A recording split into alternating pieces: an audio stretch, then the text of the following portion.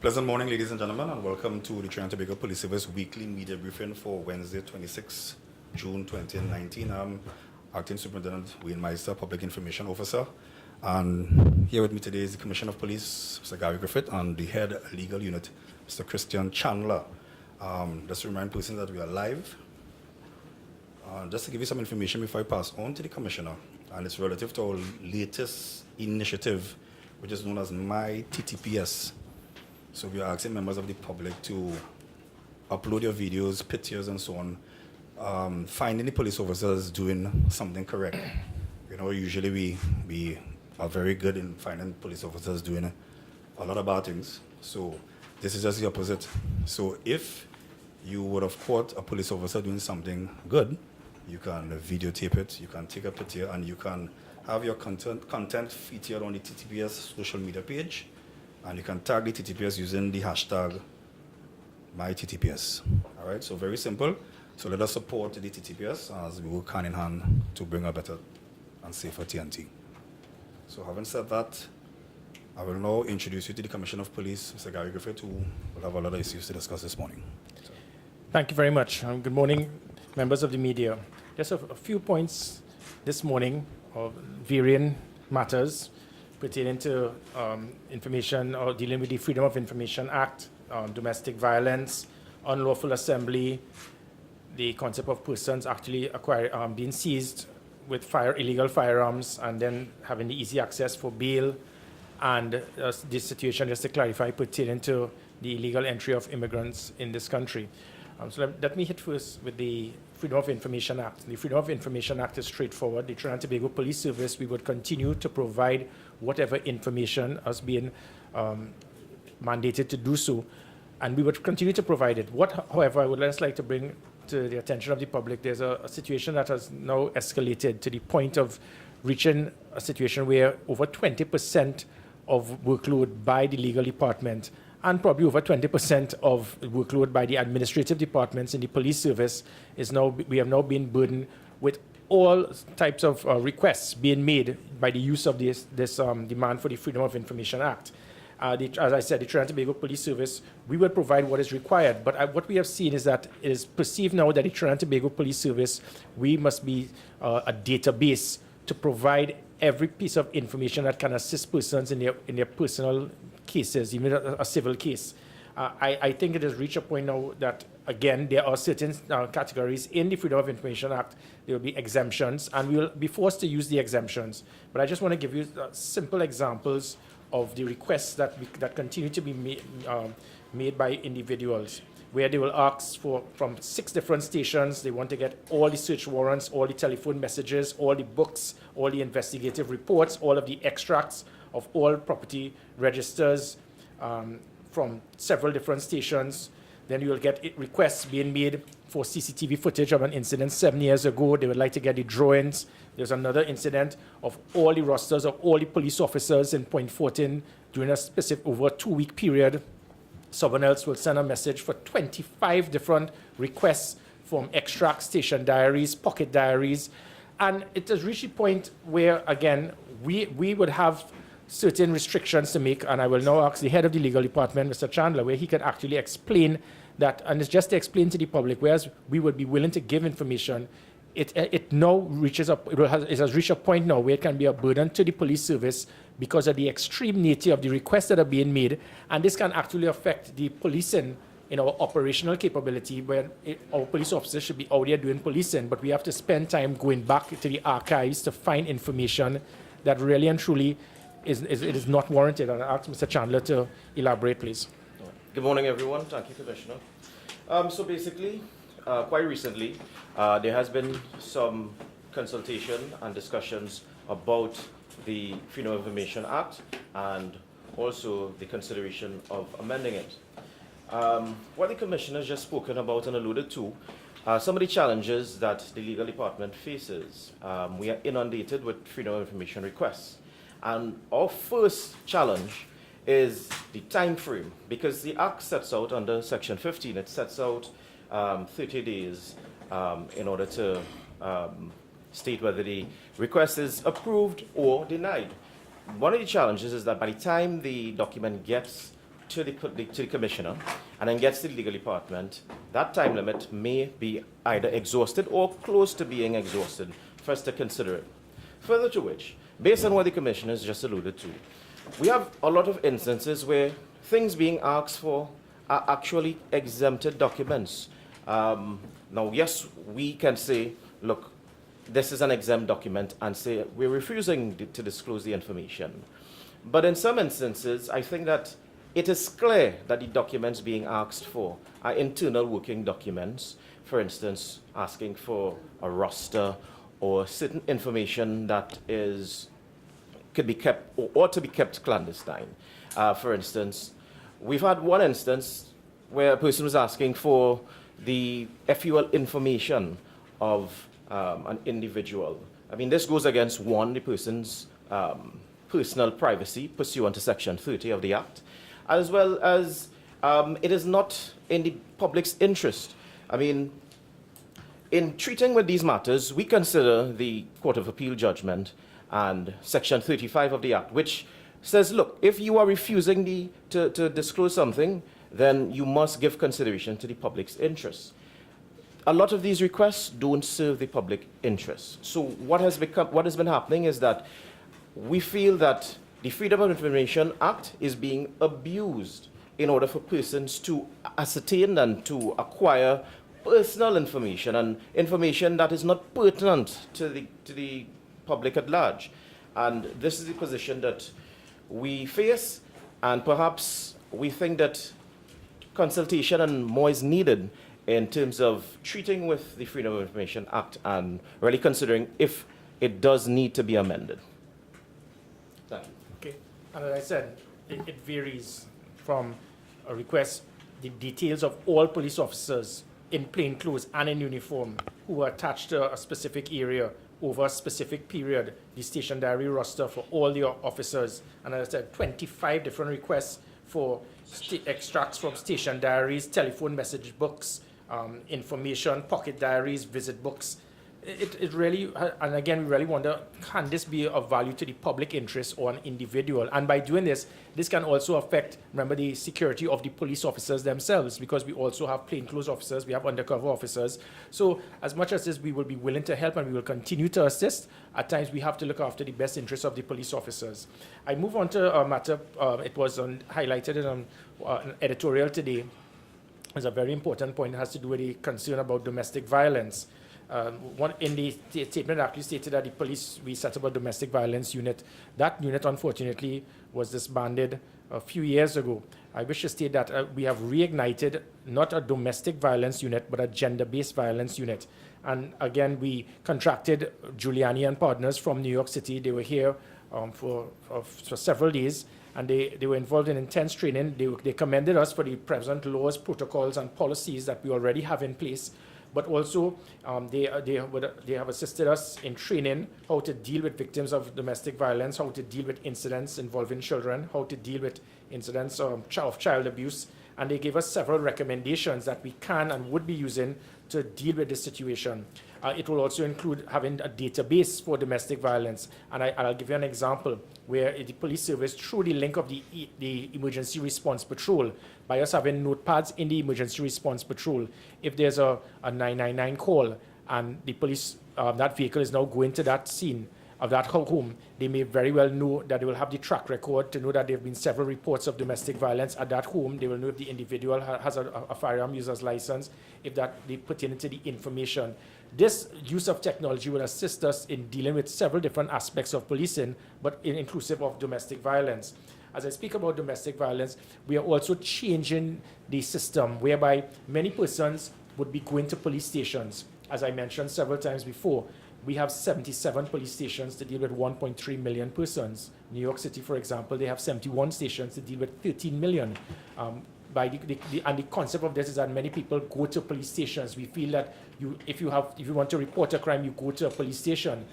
I am trying to move us away from that through an effective 999 call system. So when you call, the police will come to your home. So we are looking for a delivery service and also proper online reporting, similar to London Metropolitan Police, whereby you can either call 999 for an immediate response, or you do online reporting where it will be filtered directly to the specific unit that, that would require that investigation, be it cybercrime, fraud, FIB, or domestic violence. And how this can help to deal with domestic violence is that obviously we have heard numerous reports of how persons may have been dealt with. And again, yes, we have training where over 1,000 police officers will be trained to deal with matters pertaining to the sensitive nature of domestic violence. But to avoid that, what we now have is that gender-based violence unit with specific officers trained to deal with the sensitive nature and how to deal with victims that report such matters. They will now come to the home rather than you have to come to the police station, and it takes away the embarrassment, it takes away the perception that the police officer at the station, at that front desk may not be properly trained, and it ensures that degree of confidentiality. We'll also ensure that we put a stringent approach to deal with restraining orders that have never been enforced for a very long time. So with all of this here, it will assist us greatly to deal with the concerns we have heard for far too long, dealing with domestic violence and gender-based violence. I want to move on now to the situation pertaining to a matter that has been a big debate in social media over the last few days, unlawful assembly. The Trinidad and Tobago Police Service, we are here to ensure the safety and security of all citizens in this country.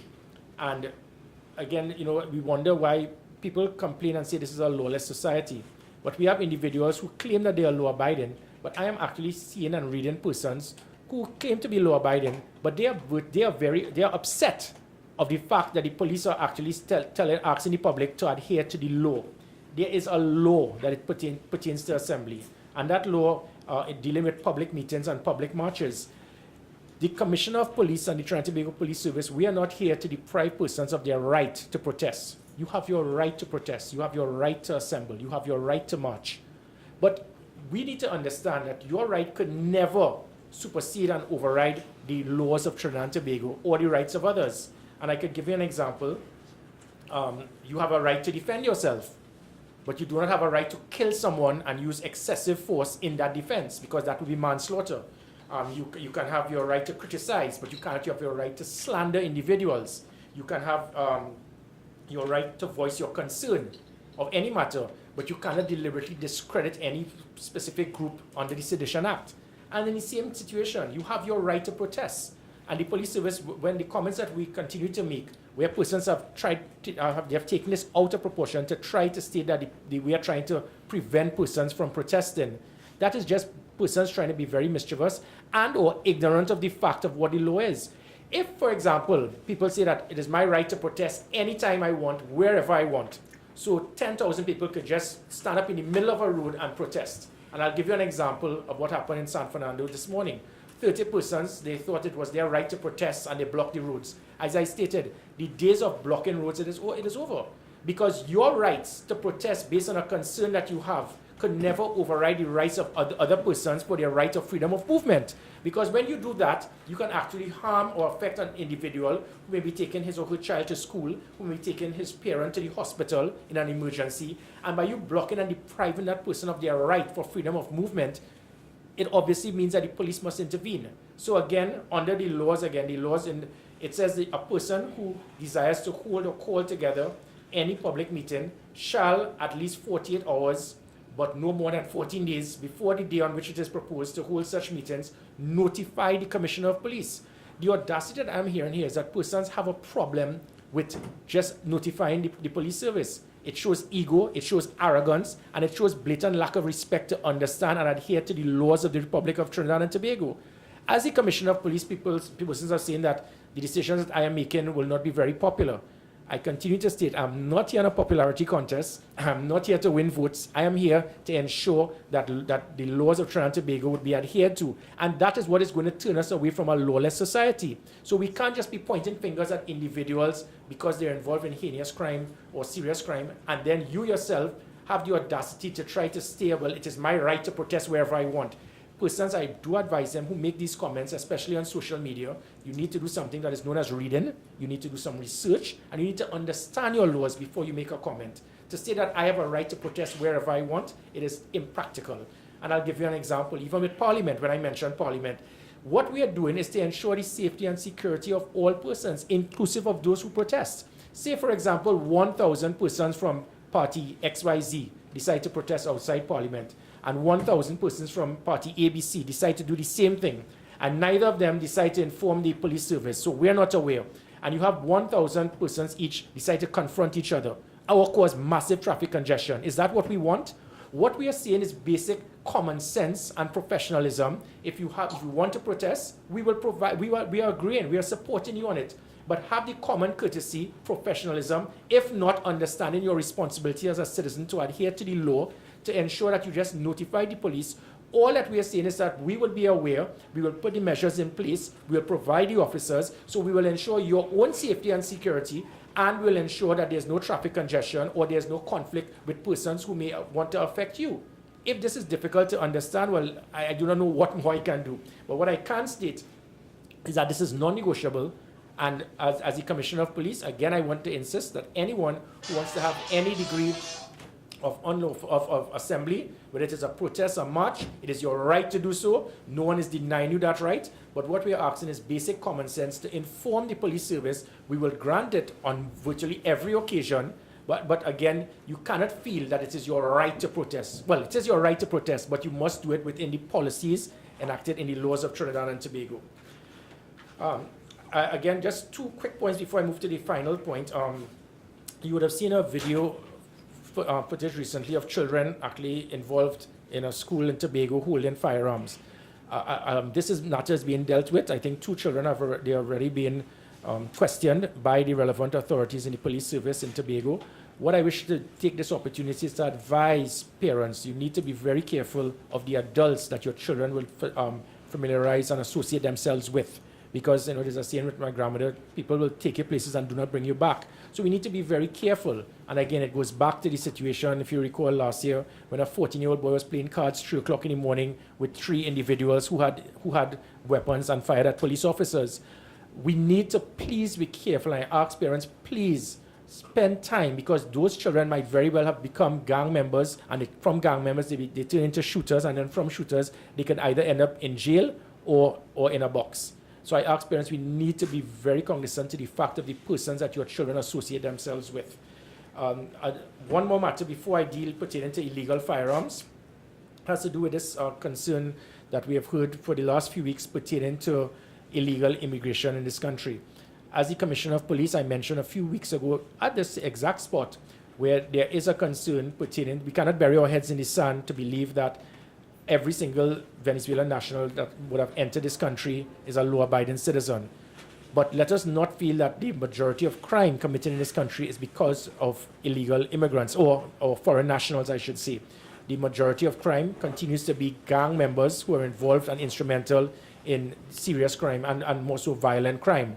Having said that, there have been several homicides and serious crime related to Venezuelan nationals. The Minister of National Security, he was very clear when he stated that even though the 16,000 odd who were registered, if at any time the police service, based on intelligence, we find any individual who may be deemed a person of interest, and based on our laws, persons can be denied entry or be deported if they are deemed as a threat to national security. So those 16,000, I wish to assure you, they do not have a get out of jail free card. Pertaining to the other perception, the perception we have where tens of thousands of persons have been entering our shores illegally, I wish to bring a little data to your attention. In 2015, 11,000 Venezuelans were registered as being here illegally. And the reason we had that information is because they entered through our legitimate ports of entry and did not depart. So it meant that they remained here. And that was 2015. Probably about 4,000 or 5,000 others did the same. So you had about 16,000 Venezuelans who were here illegally through legitimate ports of entry. So it means that the majority of the problem we had with illegal immigrants from Venezuela, and also other nationals, there are over 100,000 that are here from entering through legal ports of entry and did not return. But pertaining to the Venezuelan nationals, it means that the bulk of them actually came through the airport. If it is that people claim and they continue to claim, and again, this is what I do not want to put undue panic in the country to believe that tens of thousands of persons are entering. There is a radar we have been monitoring. I'm not going to put my hand on a block to say that at no time persons did not enter here illegally, but it is not the tens of thousands on a daily basis you've been hearing, maybe a couple hundred. But the fact of the matter is that if that had that been true, and tens of thousands they would have been entering on a daily basis prior to the deadline for registration, what would that have meant? It would have meant that we would have been seeing thousands of persons lined up prior to the last couple of days. I'll just ask again to show the screen. Yeah. This is what we were, again, where the tens of thousands. This was actually way prior to the deadline on the Friday at the Queen's Park Oval. So why would persons flock here in numbers, in tens of thousands, through ships and boats and submarines and hovercraft and everything, and then they would not come up there to use the opportunity to be registered? So the fact of the matter is pertaining to the wrong perception we continue to have, where persons love to make rum shop talk. I wish to give the assurance to the public there is no such situation that took place or is taking place pertaining to this mass input of persons entering through illegal ports of entry. Having said that, again, there will be a number of things you would be seeing, thank you, a number of things you would be seeing in the very near future where the Trinidad and Tobago Police Service, we would be complementing the other arms of the protective services to ensure that our borders are protected. I continue to say this is not just a matter for the Defense Force, it is also a policing matter. So the Trinidad and Tobago Police Service, we will be reigniting not a marine unit, but a coastal patrol unit involving interceptors as well as flat-bottom vessels to patrol into the swampland and low-lying waters, as well as drones and other types of technology that can assist us in securing our borders. The final point I'd like to bring to your attention has to do with the concern pertaining to the firearm, the persons who the police continue to hold with illegal firearms. I know there's a debate now going on pertaining to the bail amendment bill and the amendment to the Firearms Act. The Trinidad and Tobago Police Service, all I can make is just similar to the same system where I made the recommendation for the ACIB to be returned to the Trinidad and Tobago Police Service. Again, I want to stress on this point. Persons are stating that it is the right for persons to have bail, but it's also the right of law-abiding citizens to live. That is your most fundamental right. And again, with that most fundamental right, it means that if persons are held with an illegal firearm, that person should be denied bail. When I have actually heard persons, media reporters say that it will deprive that person of their freedom. But what about if depriving the persons of, as I mentioned, their right to live? We have a situation here where persons will actually be using and they hold illegal firearms. And when they hold illegal firearms and they're held, they can just be given bail for just a few $1,000s to go back out. Ladies and gentlemen, I wish to explain a situation here. This is what was held in Cook Reef yesterday due to very good intelligence, contacts, and operations.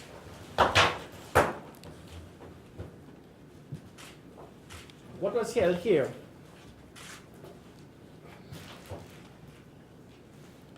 This was an AR-15, an AR-15 assault rifle.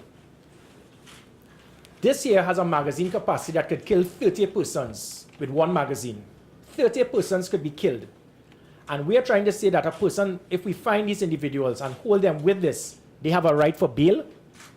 If someone holds a weapon like this, it virtually means that they have intention to kill law-abiding citizens. They have intention to kill you, your loved one.